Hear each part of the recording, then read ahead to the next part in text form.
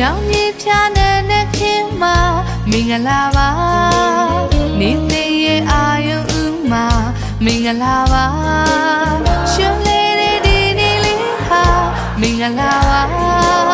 ကိုယ်စိတ်နဲ့ဖြာခြင်းမှာချမ်းသာပါစေသောအလင်းကြီးနဲ့ရောင်ချီဥမှာမင်္ဂလာပါချင်းကတူတူနဲ့ဥတာမင်္ဂလာပါနုထားခဲ့ဒီနေ့ဥမှာမင်္ဂလာပါကိုယ်စိတ်နဲ့ဖြာခြင်းမှာချမ်းသာပါစေသောမင်္ဂလာရှိစေသော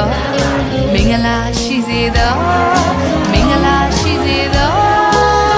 တရားတရားတန်ခါမိဘဆရာပူဇော်တာအာယုကုနဲ့ခင်အစဉ်ကောင်းကြီးမင်္ဂလာတော်ကြည်စုံပါစေသောလူတိုင်း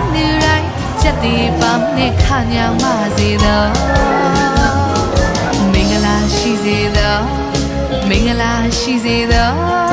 ဒီနေ့ထူးမြတ်မင်္ဂလာရှိစေသောမင်္ဂလာရှိသောမင်္ဂလာရှိသောပြောင်းစင်ဝင်ပါချက်တီရှိစေသော